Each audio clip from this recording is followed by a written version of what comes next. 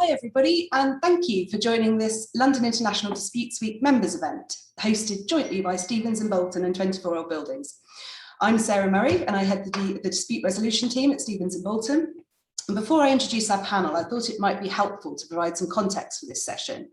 There's been a recent evolution or perhaps revolution in the way that witness evidence is produced and used in both English courts and arbitration. There's been an explosion in the availability of contemporary document evidence, which was not available 5 to 10 years ago. For example, emails and beyond, WhatsApp and other messaging apps, for example.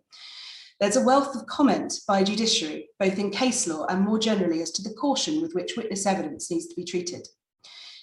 Scientific research all points to there being an issue with malleable memory and the way in which witnesses' recollection of events can be moulded inadvertently by the legal process. This is neatly encapsulated by the ICC report on the accuracy of witness evidence. And there has been the introduction of new court rules in the business and property courts in England and Wales on 6th of April 2021, aimed at ensuring courts obtain better evidence from witnesses. So how do we get the best possible evidence for our cases from witnesses? How valuable is it in the modern landscape? And what can we learn from other jurisdictions for the benefit of our own practices and cases? This panel, this distinguished panel, will aim to explore some of those issues. So to introduce our panelists, we've got Heather Murphy, who is experienced counsel at 24 Old Buildings, called in 2009, with a rich and varied commercial chancery practice. Heather has extensive experience in cross-examining witnesses, but also in managing, reviewing, and getting to grips with the avalanche of documents that come with a modern trial. Nick Dunne, partner at global law firm Walkers in the Cayman Islands, specialising in fraud and asset recovery. Nick is a barrister by training, and as well as experience in large commercial matters, also has extensive experience at the criminal bar. Emanuele Breggia, partner at hi.lex in Milan, litigation and arbitration specialist and qualified to practice in both Italy and England, so definitely hedging his bets. He specialises also in large commercial cases. And Raymond Aghaian, partner at Kilpatrick, Townsend, experienced trial lawyer and former federal prosecutor specialising in high-stakes civil and criminal litigation, cybersecurity, and data privacy. So in this session, we're going to look at a number of key themes. And to start us off, I want to look at the foundation for witness evidence, and that's really the documents on which it's based. The proliferation of documents in recent years is a real issue.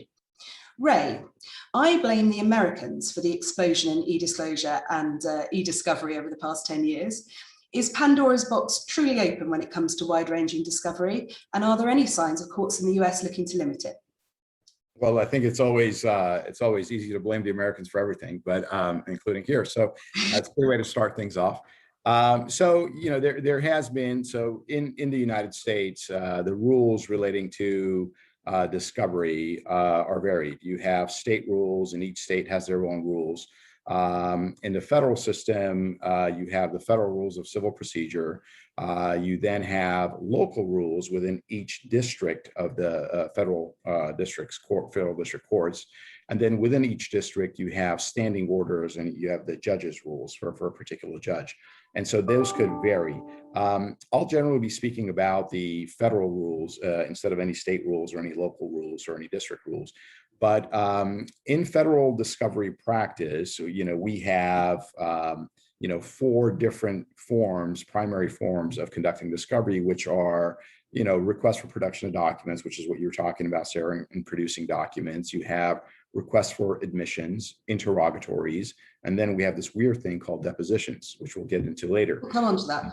Yeah, and so, but in the form of, you know, requests for documents, there has been an effort to streamline the discovery practice because it, you know, many have said over the years that parties take advantage of that and conduct an abusive discovery practices.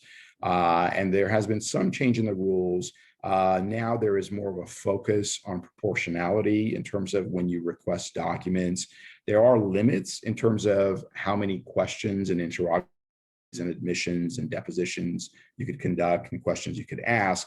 However, there isn't as much of a limitation when it comes to requesting documents other than this proportionality emphasis where the request has to be proportional with the case. And that's somewhat of a vague and amorphous area, as you can imagine, but it takes into various factors that are listed, including what are the damages and things of that sort. So there is an effort to streamline it, but even to this day, you have cases where parties produce over millions and millions of records electronically, and you try to manage the discovery through electronically through various platforms and databases and run searches. Obviously, you cannot run through every single page by page, so you're limited to conducting searches. But it is fairly expansive, and relevancy is fairly broad if it relates to any issue within the case. Even if the evidence is not admissible in court, you can still conduct discovery. So it is fairly broad and varied. Thank you. I think proportionate mean different things in England and America, as is often the case with language. Heather, the English courts have tried to limit disclosure in recent years with the introduction of the disclosure pilot. How successful has this been in commercial cases, and has it limited the amount of source documentation available to witnesses? I think the disclosure pilot has much more been evolution rather than revolution for disclosure. And I don't think we'll get into proportionate. I think we might be lawyers separated by a common language with the US. The point of the disclosure pilot is to set parameters for disclosure through targeted questions and sources. It's changed the placement of costs because historically you might get a data dump from the other side and you would have to spend time sorting through that to find the relevant material. The idea now is the cost will be incurred at the sort side and only those narrow focused documents will be disclosed. I think, unfortunately, and checking if anyone who is on the working party is part of our audience today, I think it remains to be seen if it's actually going to reduce the quantity of documents or costs, really, because the real issue for witnesses is the volume of information contained in emails. And under the original rules and the new rules, the key players are easily identifiable and those emails will still be searched. And so to that extent, the core documents are always going to be the same number. I guess the question for the pilot is, do we as lawyers get to them quicker and cheaper? But I think that volume is still going to be there for the witnesses to look at. Yes. Well, we may be grateful for the disclosure pilot compared to what Nick has. I mean, Nick, you have the old Peruvian guano test for disclosure. Can you explain what that means in practice? And is there any sign of impetus within Cayman to bring the rules more into line with the English rules? Yeah, sure. So the Peruvian guano test is the old English test that was in place before the CPR. And I mean, probably the easiest way to look at the Peruvian guano test is the fact that it was formulated in 1882, which gives you quite a good clue as to how well adapted it is to the demands of modern litigation.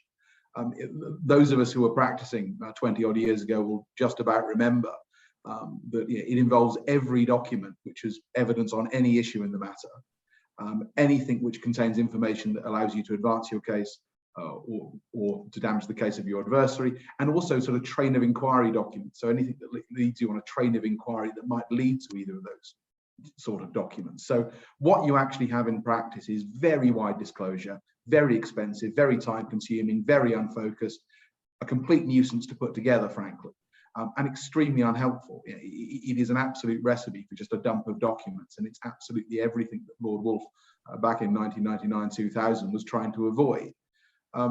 Things, of course, move a little bit more slowly in the tropics. We're now 20 years on from the CPR. We're still using the test, but the document volumes are starting to become so unwieldy that what we're starting to see in a lot of cases is a kind of bespoke approach, where in serious commercial cases, the judges will set bespoke parameters for a particular case in order to avoid insane quantities of documents which aren't going to help anybody. That's to some extent papering over the cracks, and I think in due course there's more likely to be systemic change. But yes, absolutely, I think there's an increasing realization that more discovery is not necessarily better discovery. Yeah, something that you and Ray could probably have a very productive conversation about with your systems. Emanuele, you have an answer to all of this and you cut through it all. I mean, the Italian civil law system is completely different to the common law systems, but you must have a similar amount of source documents to sift through. How do you, as an Italian lawyer in your courts, decide what should be included and what shouldn't? Oh, yeah, you're entirely correct. Italy is definitely a different legal environment. Let me start by saying that there is no such a thing as discovery or disclosure here in Italy, as in many other civil law jurisdictions. And so then there is no duty on the parties to disclose documents adversely affecting their positions, as in the CPR in England, for example, and elsewhere in the world. So basically documents enter proceedings in two ways. The first one, documents to be exhibited to the parties' memorials filed during proceedings. And the second one, as a result of a request to produce documents being upheld by the judge. I must confess in this second respect that Italian courts are pretty reluctant to grant such orders to produce documents, which are, I can say, sparingly granted. In this framework, I must say that the data overload is definitely an issue in Italy because there are no limits on the parties to produce documents. Parties' counsel may produce as many documents as they wish. And so basically case law stepped in by putting some restrictions, and particularly in large commercial cases, otherwise it would have been unmanageable. And so it's up to counsel to explain which allegation each document refers to, and which factual allegation in particular, even within the framework of a large document production. And the judge is not expected to sift through tons of documents to assess whether a document is materially relevant. So it's a lot of work on parties' counsel to, in large commercial cases, to streamline and take only the important documents to be put to the judge's attention. Sounds like a lot of work to me, but anyway, we'll move on. So I think it's clear that in any jurisdiction, for any lawyer, you're going to have potentially thousands of documents to put to your one lucky witness or your 10 lucky witnesses, depending on the case. And you have to decide how to go about preparing their evidence. Heather, from an advocate's perspective, what do you want to see in the perfect witness statement? And does your heart sink when you can see that your instructing solicitor has drafted a statement arguing the case through reference to pages and pages of emails? Not that we're allowed to do that anymore. My heart doesn't sink. It never sinks at emails from solicitors, certainly not you. I think the starting point is two old-fashioned tools. You've got to love the vintage tools. And they are an advice as to evidence and a proof of clients. And why those work in terms of starting off. The advice as to evidence, because that's an occasion where you as counsel and your solicitors can basically have a dialogue by email or opinion or structured witness statement where you work out what actually you need evidence on. When they get on their hind legs at the end of the trial, what are the facts that they need to have adduced to win? And so that then gives you structure as to the areas where evidence is needed. And that structure isn't something you can get from the documents. If you try and divine that from the documents, you're just going to write the Bible. And once you have that structure, then it's a good old-fashioned witness proof, because you get your narrative from your witnesses and then you add your documents in the end. And if you approach that way, you have the structure, the narrative and the documents adding, which is lovely. It's beautiful, a glorious ideal. And of course, never happens in real life because witnesses don't remember anything. They have outsourced their short-term memory to their inbox. And unless the document is put in front of them, they don't remember what happened. So what do you do in that situation? Well, I think the answer is still the same. The structure from proof, the structure, the proof and the documents. It's just going to be the weight is a little different because your narrative section is going to be pretty small and there's going to be much more reliance on documents. And so in that situation, I think it's about preparing a focused disclosure Bible to put before the witness, one that comes from the advice on evidence as to what areas do we need to focus on, and then having identified what they need to speak to, tackle it with that focus. And it may well be that they simply say, I sent a chain of correspondence about X between these two dates and attach it as a batch as opposed to laboriously going through and on this day I dutifully typed out. And I think that's a way to help get through the jungle that's created by being able to read every email that was sent in the course of the dispute. My own personal preference would be a way to separate witness evidence from producing documents and trial bundles. That I think would really help. But I think until that stage, that focus through will get you through the jungle.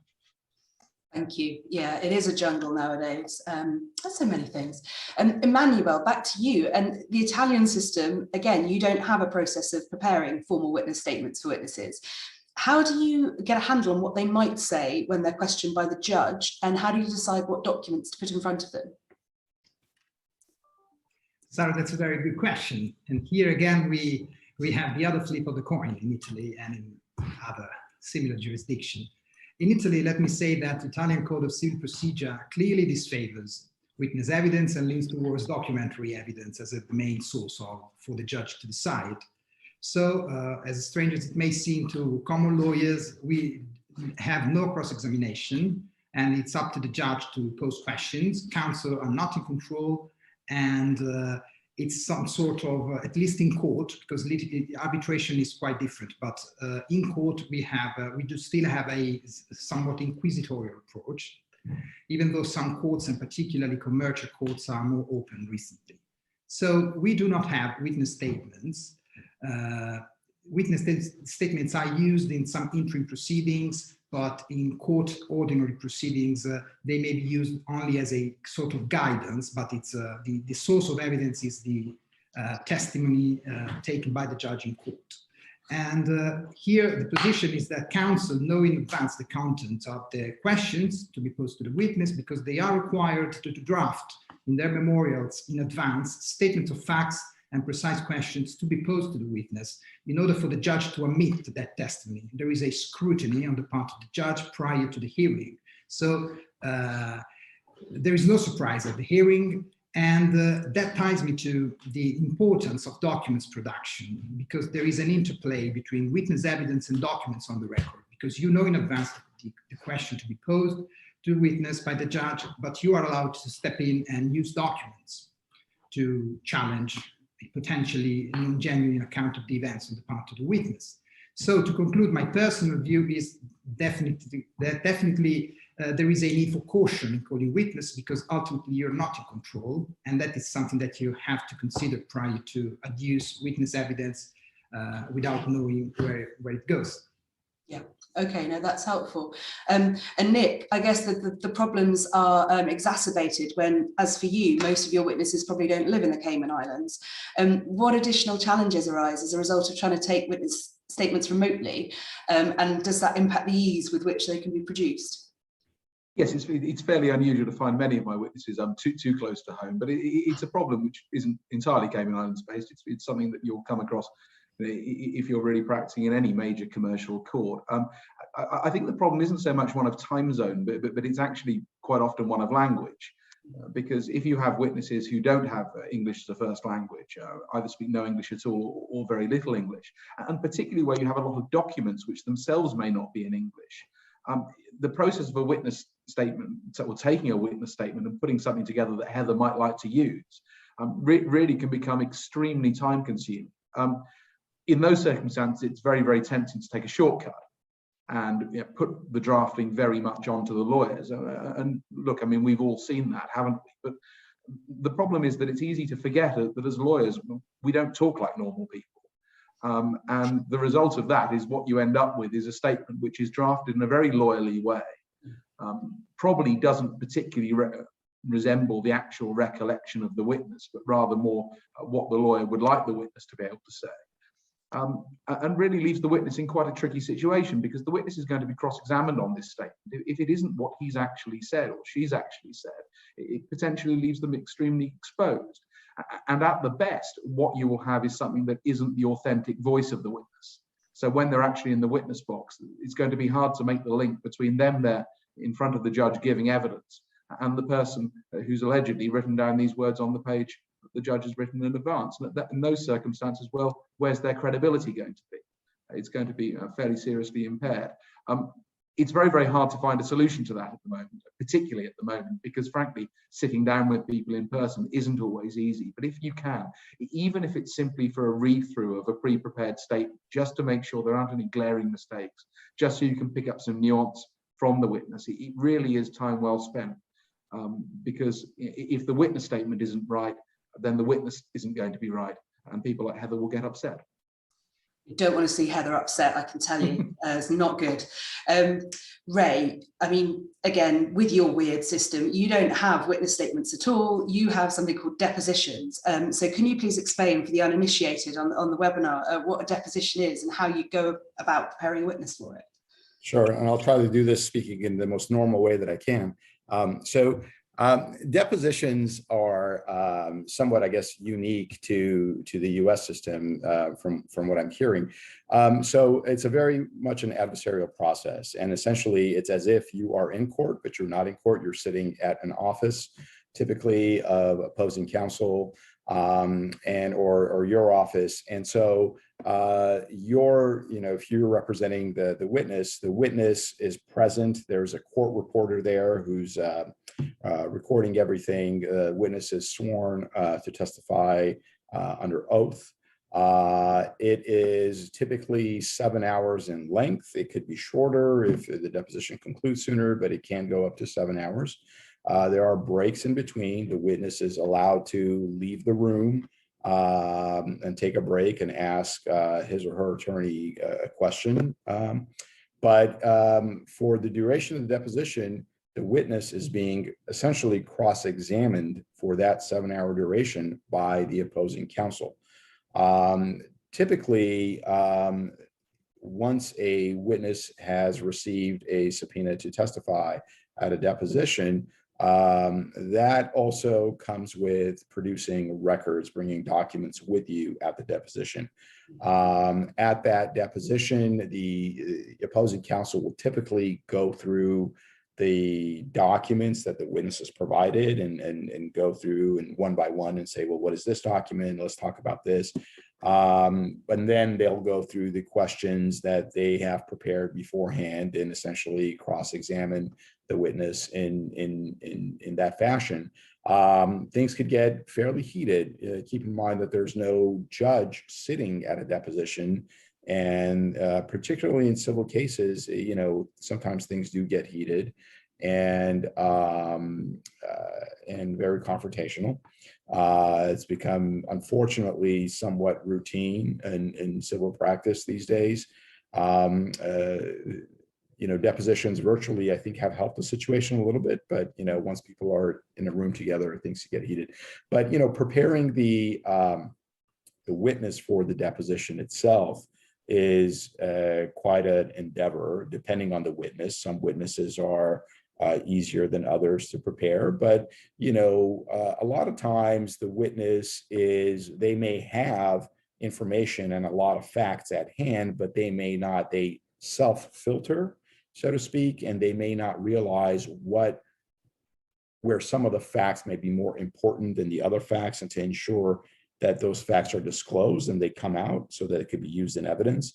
And so preparing the witnesses and trying to call through that and making sure that they, you have been able to refresh their memory as to key facts so they can discuss and talk about those facts is sometimes a challenge.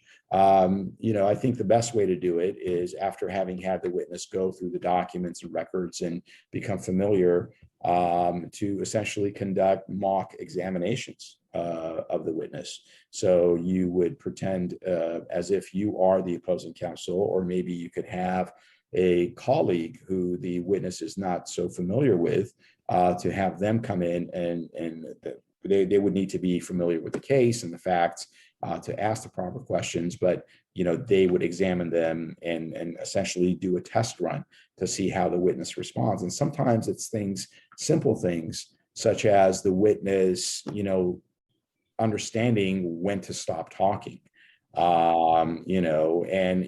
only answer the question that has been asked of you.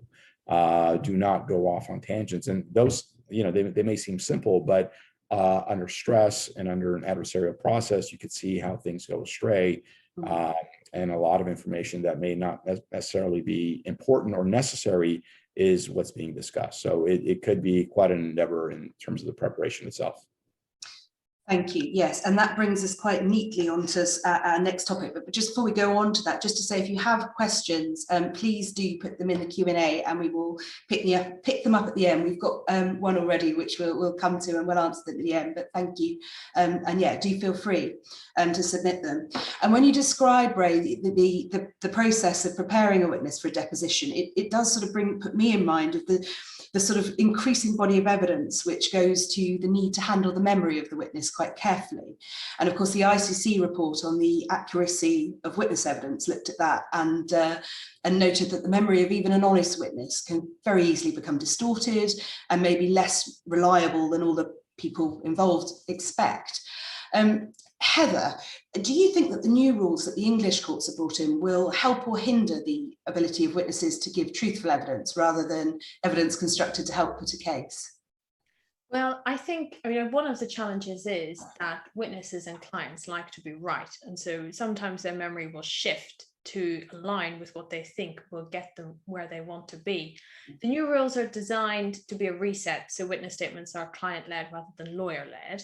And despite everything we've said, I don't think it's very common in this jurisdiction that anyone sets out to deliberately construct a case. Just as Nick said, we don't speak like ordinary people. We also don't really think like them to some extent. And we spend a lot of time examining everything. Our training is to find the points and then put them positively to fit our case. And it's very difficult to detach from that training when you're dealing with witnesses and their memory, which is a bit more squidgy in places. I think and that is a technical term, squidgy. I was wondering. The witness pilot, I think, will probably help produce less polluted evidence because it's designed to produce narrower, more focused evidence. And often where witnesses were getting tripped up was because they were speaking to things they didn't really have any recollection of. It wasn't that they were being dishonest, they were just being taken outside their field of actual recollection. And so I think by narrowing the things that they're actually going to speak to, you're more likely to get them in a place where they're comfortable to be able to give you an honest recollection rather than the position we had before. The other hand of that is that witness statements may well be shorter, but I expect will unfortunately be more expensive. As everything, the law is an expensive discipline to be involved in. Emanuele, calling now on your sort of expertise as an arbitration practitioner, as well as your dual qualification, you've got to see a lot of different approaches to evidence, depending on where you're practicing, what the seat of a particular arbitration is, and also the different lawyers and systems involved. Do you have any sort of observations on the importance of finding the truth versus winning the case for different lawyers and in different systems without being too controversial? And does the ICC report resonate for you? Yes, I must say that it's fairly sound and comprehensive report. It acknowledges that there are, as a matter of fact, different approaches to witness evidence, depending on country, jurisdiction, seat of the arbitration, nationality of the parties, the arbitrators, and so on and so forth. So you may have countries where, for example, witness preparation, I heard from Ray, might be frowned upon by the court, and other country where if you don't do that, that could be highly questionable. So in this world, I think that the ICC report very pragmatically concludes that witness evidence is not second best. There are certain techniques and endeavors by the parties and the parties' counsel to improve the accuracy and potential distortion of witness memories, and I'm referring to genuine witness, of course. And so it's very sound. It's a very sound report. And then I moved to Italy. As far as arbitration is concerned, there are no restrictions as in court litigation. And the arbitration rules in Italy, the lex arbitri, is very flexible. And so basically arbitrators are allowed to administer and take the evidence in any manner as they think appropriate, provided the due process is guaranteed. So it's very, very large powers. And that's the reason why witness statements, cross-examination, and other tools more akin to common lawyers are largely deployed in arbitration seated in Italy. And the way to administer evidence largely depends, again, as you said, Sarah, on the parties counsel, the composition of the arbitral tribunal. And so all these factors may play a very significant role when we come to the well-known, renowned procedural order number 1, where the arbitrators set basically the rules, the evidentiary rules, at the outset of proceedings. And that's it's decided on a case-by-case basis, even where the arbitration is seated in a civil jurisdiction, because in arbitration is an entirely different word if compared to court litigation here in Italy.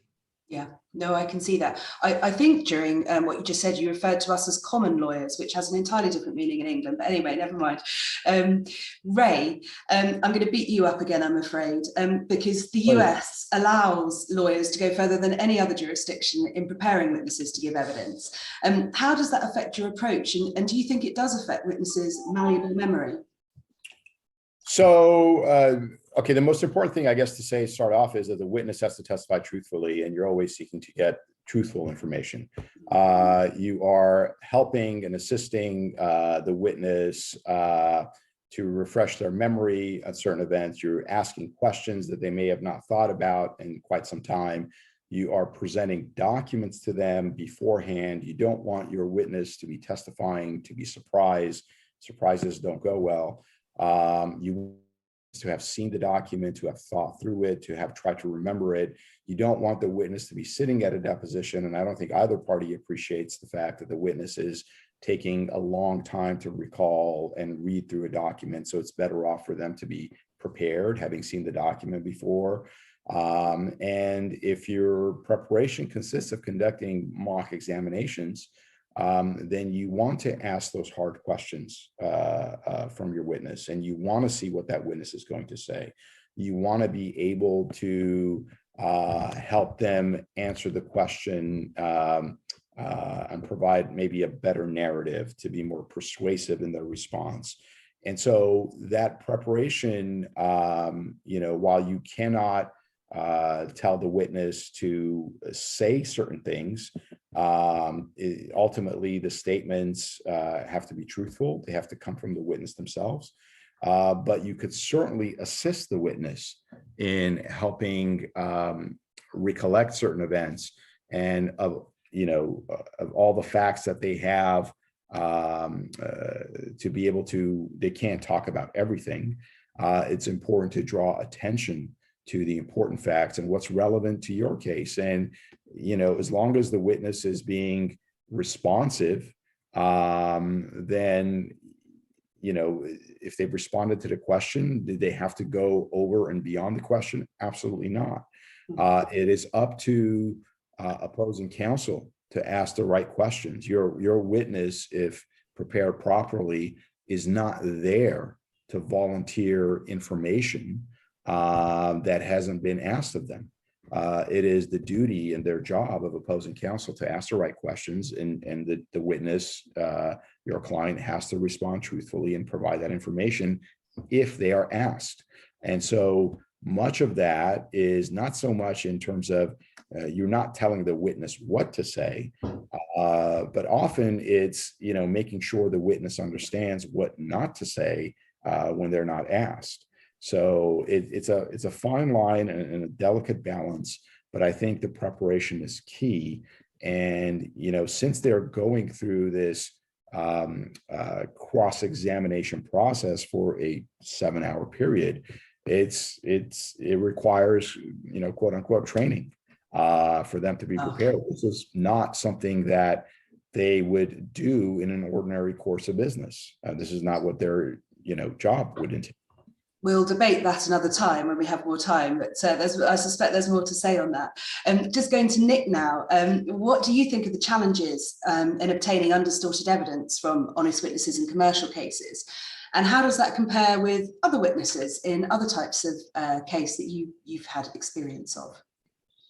Yeah, I think it's important to recognize that there's a fundamental difference between a sort of ordinary independent criminal witness who's likely recalling something completely extraordinary that happened over a very, very short period of time. It's probably something that happened to them completely by chance. as opposed to a civil witness who's likely recalling something entirely routine, that there was nothing out of the ordinary about it at the time, and it probably took place in the course of their employment. Yeah, probably slightly obvious example, but I mean, a man getting out of a car with a gun and running into a bank is substantially more memorable than what you entered in cell C4 of a spreadsheet on a Thursday morning in March 8 years ago. And I mean, it's interesting though, against that background, how interesting or how often obviously honest witness in criminal cases do get very, very obvious things wrong.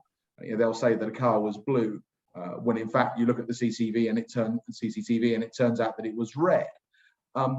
But in many civil cases, I think the important difference is that the document isn't just an aide-memoire to your recollection. It is the entirety of your recollection. And if you were not shown the document, you would not accept or really not remember anything of the event that you're being asked about. Against that background, I think it's actually quite an interesting question to ask. What are judges actually, or at least subconsciously, looking for? Yeah, are they looking for honest witnesses who simply come along to court and say what they can remember? Or are they looking for witnesses who have put in a good performance and appear to be helpful? Because there's a tension between those two things, isn't there? I think if there is a witness who is completely candid that, well, yes, I can see this email, I wrote this email, I can't remember writing the email, but what I wrote in the email at the time was true or the best of my understanding at the time. And there was a witness who was willing to try and fill in the gaps a little bit and speculate and say, well, yeah, okay, well, this is what I was thinking, this is what must have been going on. That second witness wouldn't necessarily remember anymore, but they might come across as being more helpful. I think it's important because of that tribunals have got realistic expectations of what witnesses are likely to be able to remember, and the fact that entirely honest witnesses can and almost should make some errors. If you look for the perfect witness, what you're actually going to get is something that isn't all that it seems. It's very philosophical for this time on a what day is it? On a Wednesday. Let's have a look at the sharp end of the process now, trial and evidence at trial. Emanuele, the Italian system, as I understand it, doesn't require either party to disclose adverse documents, and lawyers are not usually allowed to question witnesses at all. That's something the judge does. How do you ensure that the witnesses on the other side of your case get asked the really difficult questions that you want them to be asked? Again, I think that the different perspective here matters, and you have to take account of the different legal system and of the fact that, as I mentioned earlier, parties' counsel are required to submit in advance the questions to be posed to the witness by the judge at the hearing. So the question comes as no surprise to witnesses, and that it's fairly important that to consider that the parties' counsel are allowed to step in after having been authorized by the judge. And so the crucial point is documents, because the counsel are expected to be prepared to challenge witness possible non-genuine recollection of the events, basically by showing documents and referring to previous deposition. So, and that's particularly true in large cases, such, for example, M&A post-closing litigation, where there are tons of documents, there is a proliferation of emails exchanged during, for example, the due diligence 10 years ago or 8 years ago. And so the witness may come across well in his or her deposition, but if counsel is well prepared, you can always find a document to challenge the witness and to ask the judge to step in and show the document. And that is particularly important for emails. That are a very powerful tool, because we exchange tons of emails during our life, and that's true particularly in commercial cases. So in my not certainly extensive experience, I get focused on emails because that is a very promising field to explore to challenge non-genuine witnesses. Yes, although you have to kiss a lot of emails before you find your prints. I'm not sure that analogy quite works, but anyway. Ray, going to you, your system's the only one in which you might see a jury as a finder of fact in a commercial case? I think, you have juries in other systems for different types of cases. How does that affect the importance of witness evidence and the way in which you present the evidence? And did you employ different tactics as a federal prosecutor than you do now as a trial lawyer in civil litigation? Yeah, that's a great question. So obviously at trial, when you have jurors, the audience is very different than having a judge. And so the presentation of the evidence takes a very important, very much of an importance here, because you would have to present it in such a fashion to keep, what I would say disinterested folks very interested in your case and to be listening to you, so that you can persuade them. Otherwise, for instance, if you were limited to just presenting documents, and if all your witness was doing was essentially laying foundation to admit documents into evidence, I assure you that the jurors would not be listening to a word you're saying and would not be paying attention to the documents. Granted, the jurors have the right to have access to the exhibits when they're deliberating and to review the exhibits as have been submitted. But if you're submitting, hundreds of exhibits into evidence during a trial, it's probably unlikely that the jurors are going to sift through each of those exhibits one by one and pull out from each of those documents what you were hoping or expecting them to understand. So the witness's testimony in terms of what they say, how they say it, when they say it becomes really important. And preparing the witness to do that is similar to a deposition. And I did see a question that was posed earlier about the depositions, and I'll just answer that as I'm answering this question as well, is that the question was posed is, well, aren't depositions essentially to elicit and gather information rather than cross-examination? Absolutely right. The purpose of the deposition is to try to get as much information as you can, but at the same time, you're trying to have the witness. Many cases do not go to trial and are settled before trial. While you are gathering that evidence and eliciting and gathering that information, you are hoping at the same time to be able to have the witness make certain admissions against interest that could then be used. Oftentimes the deposition transcript, once that's reviewed and finalized, and if there are certain admissions that are made as you're going through this cross-examination type practice in a deposition while both gathering evidence and eliciting information, you are also then using that for purposes of settlement discussions later on. So for purposes of, being in front of the jury, however, it is different in terms of the presentation and how you conduct that. You cannot just present documentary evidence as exhibits and hope that the jury is going to pay attention to you. So it's important to focus on the presentation itself. And a snazzy suit, presumably, as well, or something like that, cowboy boots or something. It helps. Yeah. Nick, you had experience, I think about 1 million years ago, of the criminal courts in England. Does your experience of cross-examination in a jury trial in the criminal context help in commercial cases? And in this new world we find ourselves in at the moment, hopefully for not much longer, are there any issues with remote witness handling which impact on trials? Yeah, I mean, again, I think much was sort of the issues between criminal and civil witnesses generally. And as Ray's been saying, there's a huge difference between what you're presenting to a jury in a criminal case and a judge in a civil case. I mean, the judge is there having read the papers, having had the benefit of likely some fairly substantial written submissions. They're coming to it as a lawyer. They're looking at it in a forensic way. And a bit of frozen. Oh, you're back. Sorry. So I was just saying that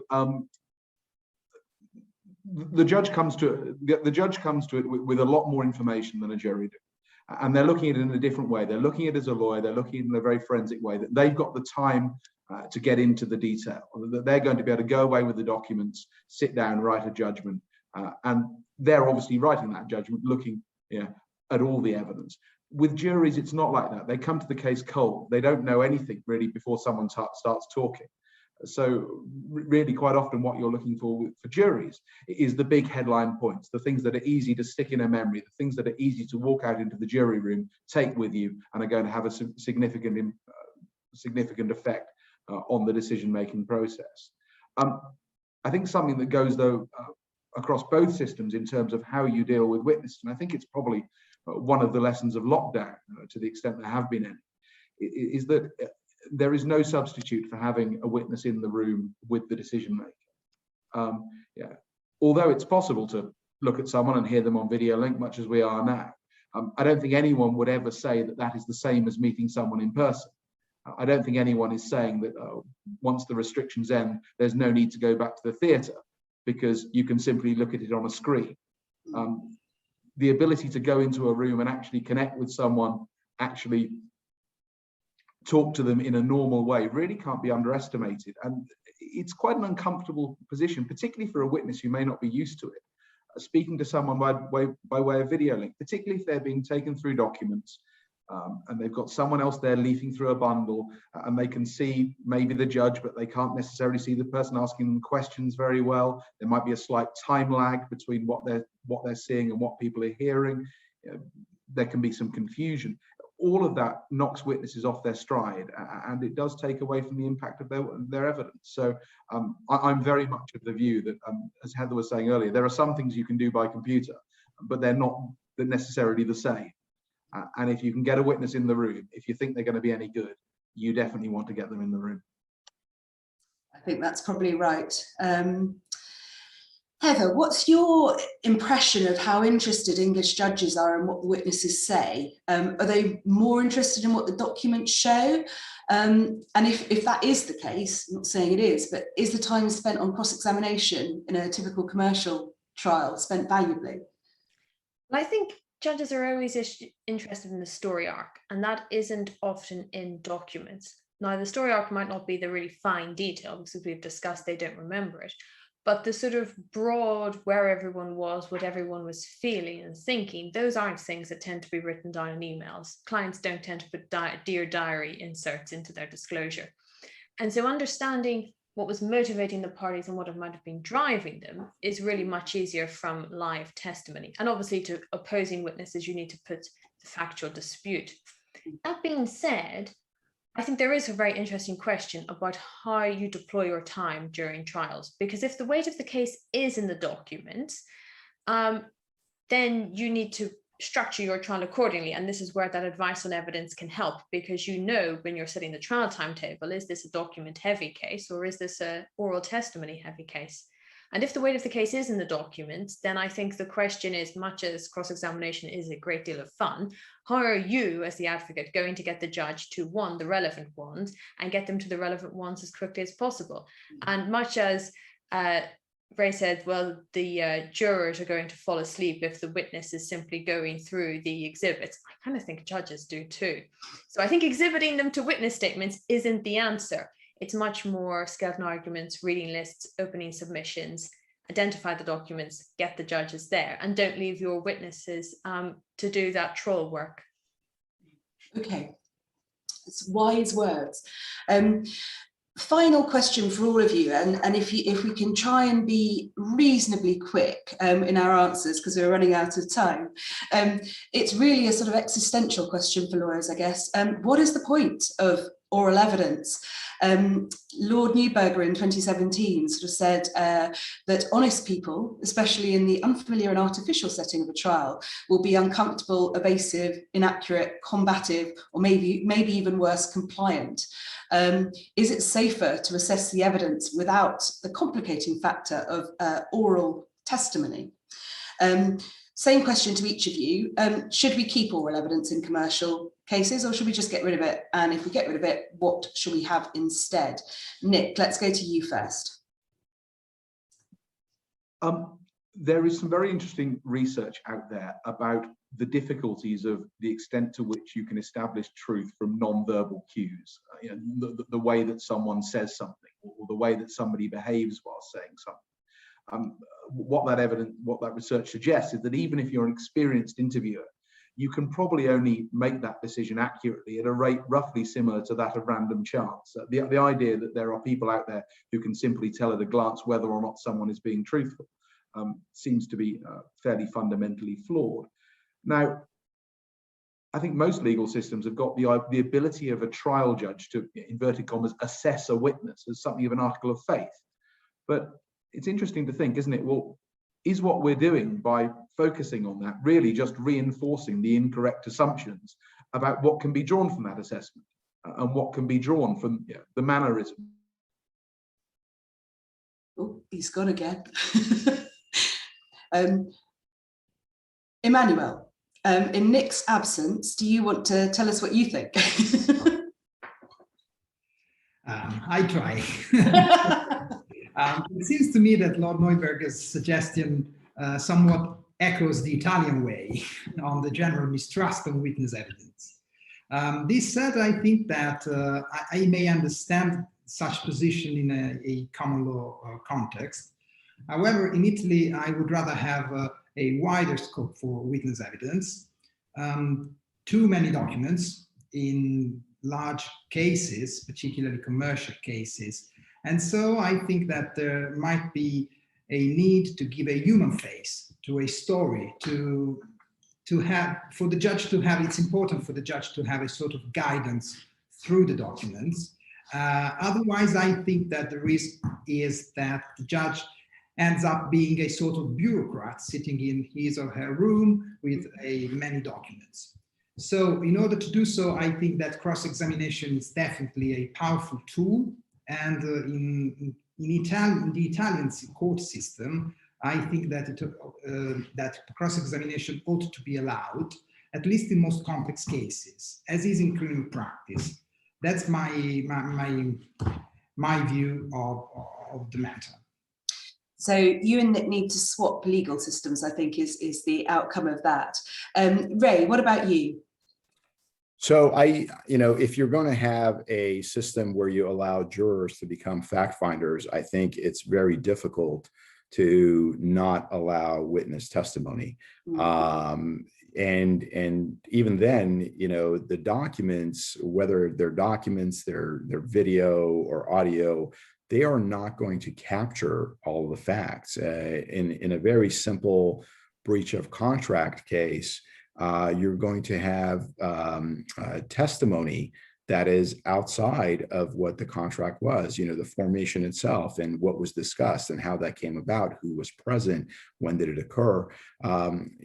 Simple things just as that, you need actual witness testimony to kind of fill in the story so the fact finder could make a determination.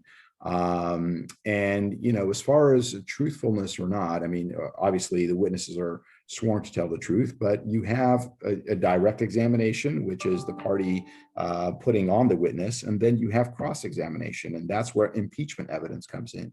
And if the witness has a bias, and then during cross-examination, that bias is revealed, and the jury, the fact finder, gets to see the bias. If the witness is mistaken about a fact, then you can impeach the witness by whatever evidence you have to show that, and the fact finder also gets to see that. So I have a difficult time seeing how you could present evidence to a fact finder, particularly jurors, without witness testimony. Okay, a fan from stateside. And lastly, Heather, what do you think about all of this? Well, I think Lord Neuberger is a little right in that cross-examination is not comfortable, but it's not meant to be comfortable if you're doing it right. Your witnesses shouldn't be enjoying it. And you're not always cross-examining honest people. I'm with Nick that if the point of it is simply to work out whether or not the witness's eye is twitching, and that means they're inherently dishonest, then we've become a slightly hammy Victorian melodrama, and that's certainly not a good basis for evidence finding. But if the point is to test the credibility of their story by putting other points to them that might not hang with it well, to allow the judge to see the holes in it, I can see that that is a really useful way to test the tale that you're being told. I also think it's quite important that the court does interact with those who were actually present at the events, because the judges didn't experience those matters. And I think without live testimony, the judges will simply project their experience onto documents. And I'm with Emanuele, actually. The judges do risk becoming just bureaucrats or later robots in a room assessing documents. And I think for justice to work to that extent, people do find interacting with the court very valuable. So I wouldn't replace it. I would make it a pretty focused rule. Depending on the case, you should have an A4 side of matters that need to be proved, focused to the right limited issues.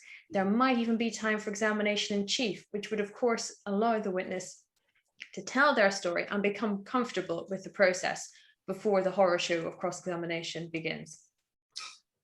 I think we have 3-1 for retaining it, but there are some interesting views expressed. And I'm not sure whether you're describing your own cross-examination as a horror show. I hope certainly not. No, with experience, hopefully, for the other side. Well, quite. We've got some questions, so thank you very much for those. And if we could start with a question from Anthony Kaup. To what extent are judges formally trained in each of your jurisdictions to understand the issues of how witnesses present their evidence? So great question. Emanuele, let's go to you first. Actually, there is no training in this respect on the Italian judge, so it ultimately lies on the single judge to have the experience and the ability to get the truth out of the witness, and it's not easy without parties' counsel being allowed to step in and cross-examine the witness. So, and it's also to be borne in mind that Italian judges are professional judges, so they don't have a training as lawyers, and that could play a role and lean towards giving more room to lawyers to cross-examine witnesses. Okay, so no formal training for Italian judges. How about Cayman judges, Nick? I wish I knew. Right then. And next time I see one, I'll ask. I think the only thing I'd say is that certainly that's the sort of training that judges ought to be getting, because what it's about is really displacing sort of instinctive assumptions about things. Because if you put someone, as Emanuele says, untrained into a room, then inevitably there's going to be a level of prejudice or assumption as to the way people give evidence that might well find itself being reflected in the way that decisions are made, and that's not necessarily a good thing. Okay, Ray, how about you? Yeah, in terms of the judges being trained in terms of how witnesses present evidence themselves, so the judges here are all former lawyers and litigators themselves and have had years and years of experience doing exactly that. And we have a continuing mandatory legal education courses that both judges and lawyers have to continue taking. But the judge during the trial, if the judge is not the fact finder particularly, and if you have a jury trial, the judge obviously is present, the judge's role is simply to rule on evidentiary issues and whether a witness can, and exhibits can be admitted, and whether what the witness is saying can be said in that fashion or not. So the training is much more applicable in relation to the rules of evidence itself and what can be said and how it should be said, rather than assessing whether that witness is telling the truth or not, because that's not the judge's role. The judge is not the fact finder, the jury is. Yes, and if you were to train all the jurors, then you'd be into anarchy, I suspect. Heather, I'm glad I'm chairing and not answering, because like Nick, I don't have a clue what judges' training is. So if you share. I think there's pretty extensive judicial training from the Judicial College, because I know they've had a lot of training over the pandemic about everything from the physical, how to use IT, to engagement with the court process. So I feel relatively confident that they must be trained. As to the depths of their training, I think that is probably the sort of mists of the Judicial College, that unless you're part of it, I'm not sure that's publicly available. Although I'm with Nick that if it's not what they're trained in, I'd be surprised, but I think they probably ought to be. Yeah, okay. And then last question before we wrap up, with 2 minutes to go. So you have maybe 20 seconds each by the time I've shut up on this, but data analytics across documentary evidence, and whether it's going to become more important, and it might help construct the narrative. And then there's a question, justice via AI, which I think, well, certainly fills me with dread. Do we think AI judges are going to be a thing of the future in our jurisdictions? Emanuele? I think it may well be in Italy. There is a huge room for improvement in this respect. For example, we have started using hyperlinks in our submissions. That could be very important in very complex cases. As to artificial intelligence, I think that we have something to learn from other jurisdictions before putting it to practice in Italy, but I think that it's worth doing that for the future. Okay, Nick, can you see AI robot judges in Cayman? I think there's a passage in Harry Potter that says that you should never trust something where you can't see where it keeps its mind, and that's rather my attitude to AI. I suspect that it can be useful, but I'm always a little bit nervous about making it too fundamental a part of the decision-making process. Okay, well, we'll start calling you Nick Luddite Dunne, perhaps, and move on to Ray. So I think that the AI process is actually playing in having a hand at play as we speak in relation to the evidence that's being presented at trial. I don't see AI judges, bots as judges at any time soon, but I think that the AI is filtering the evidence given the voluminous discovery at play with millions and millions of documents and pages. You're not having folks put an eye on every document, and how you train or educate, the database that you're using, the software you're using to call through the evidence is ultimately what you have, and that's what you present to jurors. So it does have a hand at play, but I don't see it as, making calls on evidentiary rules and determining whether something comes in or not. Okay, and Heather, any last words on that before we wrap up? I mean, I think AI useful for disclosure, but still requires a lot of hearings to get that process up before the judge. So AI hasn't achieved that. In simplistic cases, it might work, but I suspect at the moment the cost would outweigh it. In complicated cases, I don't see it happening anytime soon because words are limited. I mean, we can see that from WhatsApps and emails that we send. And you think of that famous case where everyone was contracting for hares, as in like sort of lupine rabbits, but they meant something different. They all were working on a mistake as to like a pound or a kilogram or something like that. And so the language, if you were looking at it, would have come to completely the wrong conclusion because the parties were in a mistake and wouldn't have been able to have assessed that from the documents. And I think that's the sort of limits of AI, that until it's able to really grapple with that, I think the judges will keep their silken robes. Something for which they'll be profoundly grateful. They've got a living to earn, I'm sure. Thank you very much, everyone. I think we'll wrap it up there. Thank you to our wonderful panelists. And thank you to everyone for watching, and to LIDW for the opportunity to put the webinar on. Have a great evening, and do feel free to get in contact with any of us if you have further questions that we haven't answered. Thank you very much. Thank you, Sarah. Bye.